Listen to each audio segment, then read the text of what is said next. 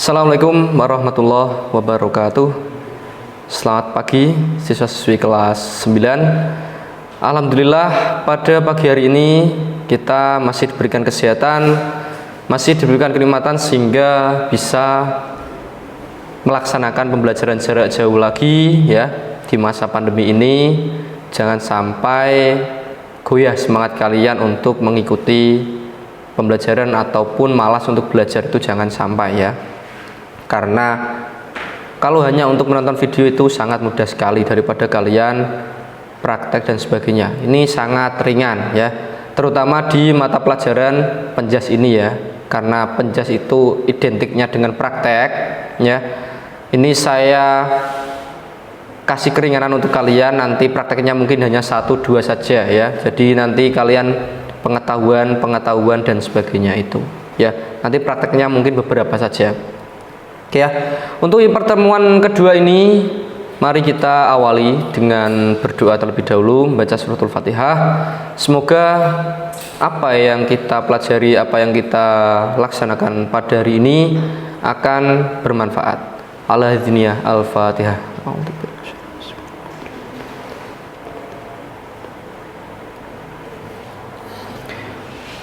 Oke, siswa-siswi kelas 9 ya. Jadi di pertemuan kedua ini saya akan menjelaskan tentang salah satu permainan bola kecil, yaitu di bulu tangkis.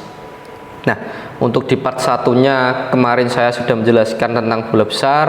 Nah, sekarang bola kecil ya, tentang bulu tangkis. Nah, saya pasti ya kalian sudah paham tentang permainan ini ya. Ini sangat familiar sekali. Kalau kalian sering menonton di televisi, itu ada event-event atau turnamen, itu banyak sekali ya. Oke, untuk pengertiannya sendiri, untuk bulu tangkis yaitu olahraga yang dimainkan oleh 2 orang lebih ya, tergantung apa tipikal pemainnya. Ada tunggal untuk 2 orang, dan untuk ganda itu 2 pasang ya, 2-2.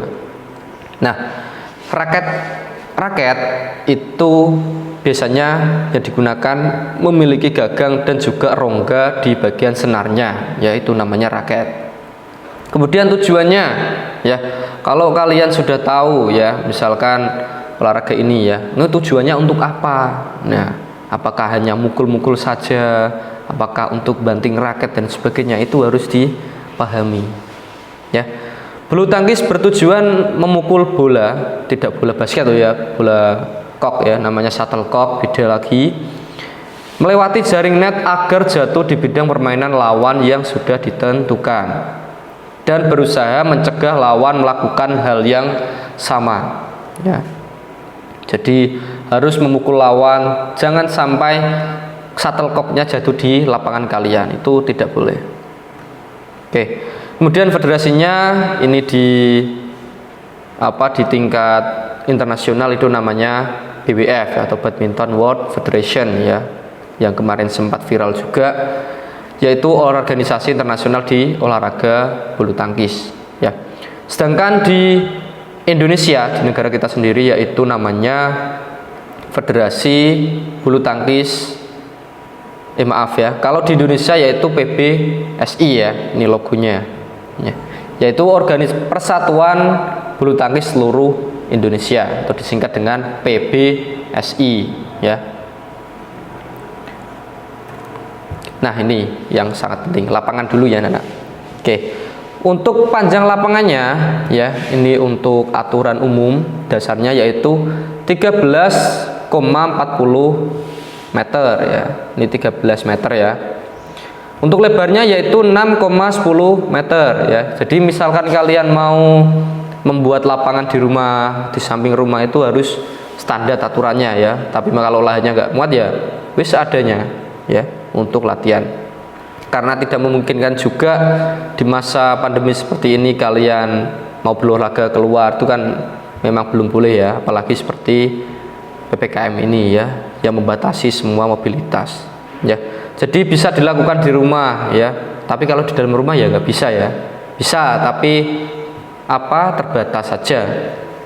Oke, Untuk tinggi netnya ya, untuk tiangnya dulu ini 1,55 meter. Nah, ini untuk tiangnya. Tiang itu cagae, ini ngerti tiang ya. Kemudian tinggi netnya, ini netnya ya. Kalau tadi tiang, sekarang net.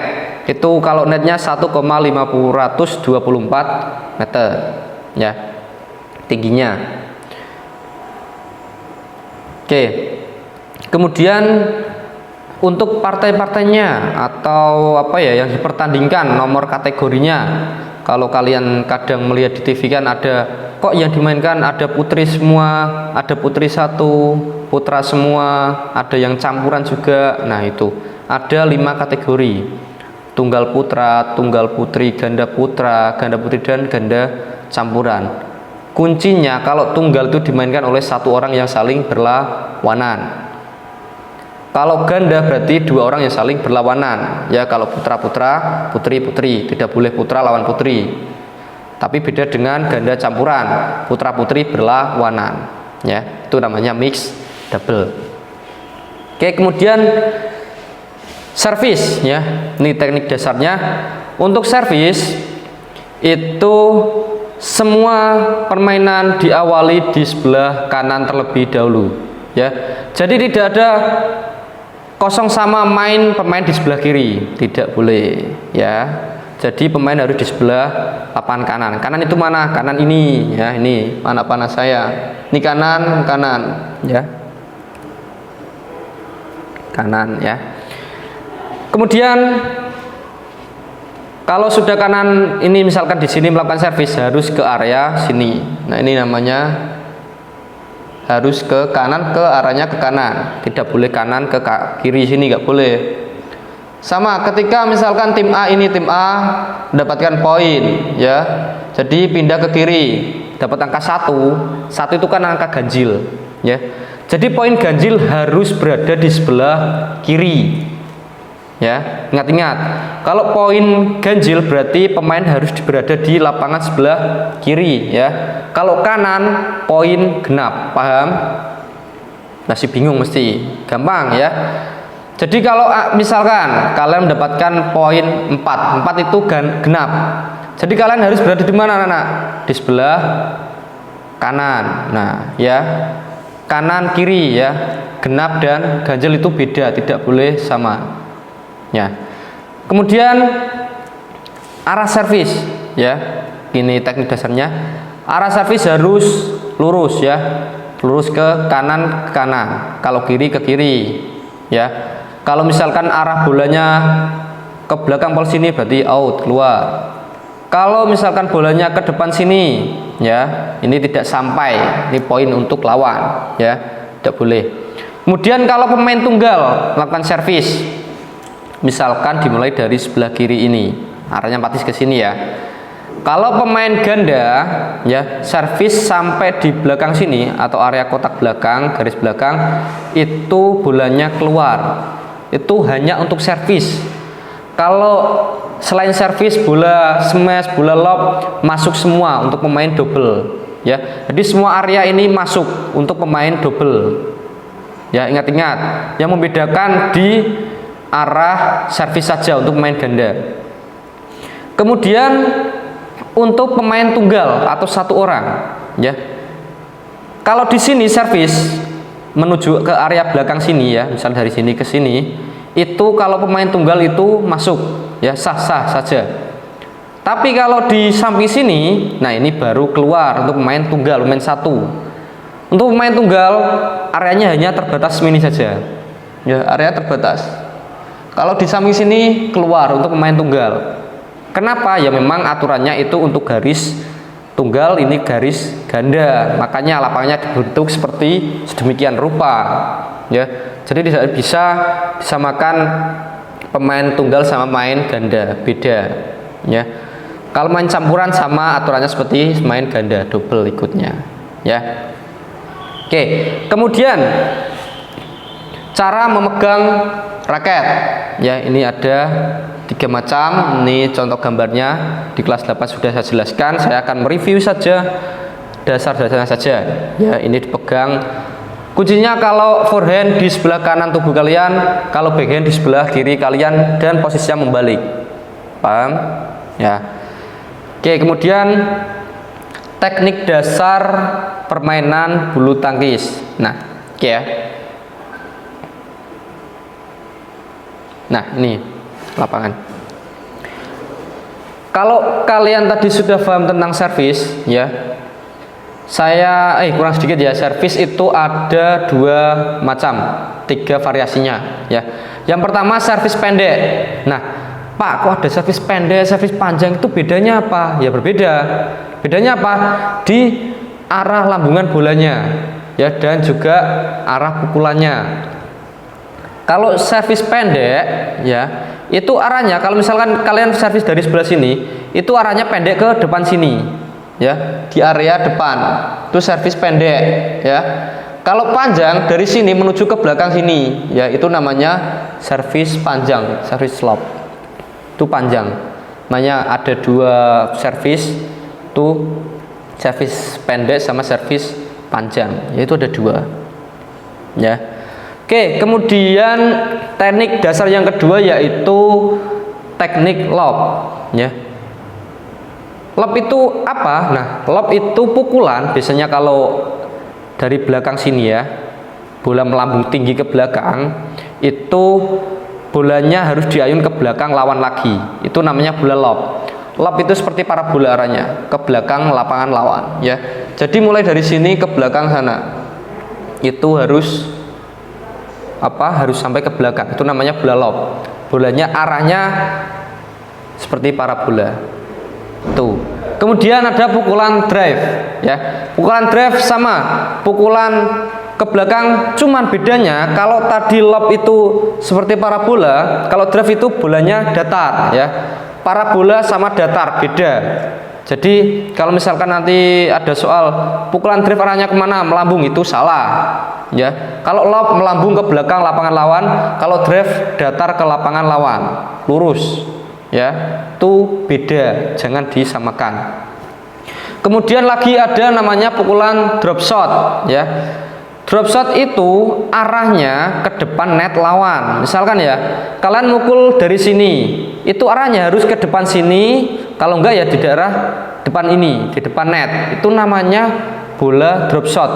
Bola yang menukik jatuh ke depan net lawan. Kalau ke net kamu sendiri berarti tidak sampai, gagal, ya. Jadi harus menukik ke depan net lawan, ya, bukan netmu. Netmu berarti ora tekan, itu, ya. Kemudian bola smash. Nah, bola smash itu arahnya biasanya di area tengah sampai ke belakang sini. Yang membedakan, kalau tadi menukik ke depan net lawan, kalau smash menukik tajam dan powernya keras. Itu perbedaan di pukulannya. Jadi harus kalian pahami beda-bedanya antara pukulan lob, drive itu berbeda, ya. Jadi jangan disamakan. Dan kalian harus paham, oh ini nanti pukulan drive, ini pukulan lob, servis, smash, netting. Kalau netting di depan lawan, di depan net, ya. Oke. Kemudian footwork. Nah, untuk footwork ini salah satu teknik dasar yang harus kalian kuasai, ya. Memang menguasai lapangan yang sebesar itu, kalau pemain satu itu sangat capek sekali, ya. Jadi footwork itu semacam langkah kaki, ya. Jadi aturan yang benar kalau dalam permainan bulu tangkis itu, kalau footwork itu harus pakai langkah. Jadi orang gedebuk-gedebuk, pakai lari, ya. Itu sangat melelahkan dan membuang-buang tenaga. Kenapa? Kalau kita sering melihat pemain-pemain di TV kok staminanya kuat sekali, karena footworknya benar, tekniknya benar, seperti itu, ya. Jadi pakai langkah kaki dengan jinjit biasanya. Tuh lari ke sebelah kanan, kiri, belakang, depan, seperti itu. Namanya footwork kaki atau langkah kaki. Oke. Kemudian perhitungan skor. Nah, ini. Jadi setiap pertandingan harus dimenangkan 2 set. Kalau misalkan bisa menang 2 set, ya. Misalkan si A menang game pertama, kemudian game kedua si A menang, ya, tim A menang, berarti game selesai. Tetapi kalau misalkan tim A ya, misalkan teman kalian ya, Dimas menang game pertama, kemudian si siapa Faza itu game kedua menang, jadi harus, ini kan skornya satu sama, jadi harus ada namanya rubber game ya, atau game terakhir ya. Ingat-ingat rubber game itu pertambahan game atau game terakhir ya. Terus kemudian sistem perhitungannya yaitu dengan menggunakan rally point ya. Kalau di area-area sini, kalau di area kalian mungkin kadang ada yang servisnya 2 kali, itu tidak aturan aslinya, itu aturan gawe dewe ya. Untuk aturan sebenarnya ya rally point, perpindahan poin secara langsung ya. Kalau misalkan kalian mendapat poin ya langsung pindah poin kalian gagal pindah poin lawan, itu namanya rally point ya. Jadi 2 set kemenangan. Nah kemudian gamenya berapa Pak? Nah jadi setiap set game harus selesai di angka 21 game kalau tidak ada setting ya. Setting apalah Bib Kak? Oh, ada setting, ada itu lagi. Nah setting itu ketika dua lawan mendapatkan 20 angka sama ya, misalkan tim A 20, tim B 20, maka harus terjadi setting atau use ya. Itu apa namanya Pak? Nah jadi setting itu untuk menentukan lawan menang nanti, yaitu nanti akan dapat 2 poin. Misalkan 20 sama, jadi harus ada tambahan 2 poin, 22. Nah misalkan Pak kok sama 22 terus berkelanjutan sampai angka di 29 sama, nah jadi nanti yang mendapatkan angka 30 atau poin 30 nanti yang akan menang. Jadi tidak boleh ditambah 31, 35, tidak boleh ya. Bisa aturannya memang sampai angka 30. Tidak ada bulu tangkis sampai poin 100, tidak boleh ya. Jadi di angka 30 saja. Cara menentukannya gimana? Yaitu tadi, kalau 29 sama, jadi tambahan 1 poin. Yang cepat itu yang pertama yang menang gitu ya. Ini 30. Oke, nah itu untuk apa tadi yang skornya ya, skornya pengskoran. Sekarang untuk peraturannya ya, karena kalian kelas 9 pasti kalian juga sering memahami, melihat di televisi kadang ada pemain yang di kartu kuning ya. Nah jadi tidak cuma di sepak bola, di voli saja yang mendapatkan kartu, di bulu tangkis juga ada kartunya ya. Kalau kalian sering melihat kadang wasitnya mengeluarkan kartu kuning, itu apa Pak? Nah itu ada pelanggaran ya. Itu biasanya dibuat untuk peringatan saja ya. Misalkan kok pemain membuang keringat di dalam lapangan, itu nanti akan diperingatkan. Atau pemain mengulur-ulur waktu, muter-muter lapangan ya, pemain lawan wis siap malah masih muter-muter, nah itu juga akan diberi peringatan. Nah Pak kok ada lagi biasanya dikeluarkan kartu merah oleh wasit. Nah itu gini, kalau misalkan pemain yang melakukan kesalahan pertama tadi ya, misalkan mengulur waktu, nah itu dilakukan lagi 2 kali sampai 3 kali, nanti diberikan kartu merah ya. Nah sanksinya apa? Sanksinya nanti poin untuk lawan 1 ya. Kalau kuning hanya peringatan ya, poin tetap sama. Kalau kartu merah atau red card itu poin untuk lawan. Nah, misalkan posisinya kalian ini mendapatkan poin ya, misalkan saya mendapatkan 5 ya, tapi kok setelah saya mendapatkan poin, saya mengulur-ulur waktu, membuang keringat dan sebagainya ya, berkata-kata kotor mungkin. Nah itu nanti poin saya berkurang menjadi 4 dan 1 ke lawan gitu. Jadi kalau ada kartu merah itu untuk lawan poinnya. Nah kemudian ada lagi kartu hitam. Nah ini kartu biasanya untuk pemain yang memang fatal ya, melakukan bertengkar atau dan sebagainya, itu nanti kartu merah, kartu hitam, biasanya untuk diskualifikasi seperti itu ya. Nah ini kartu hitam adalah kartu pelanggaran tertinggi ya, jadi tidak ada kartu lagi, tidak ada kartu pink, putih, nggak ada ya.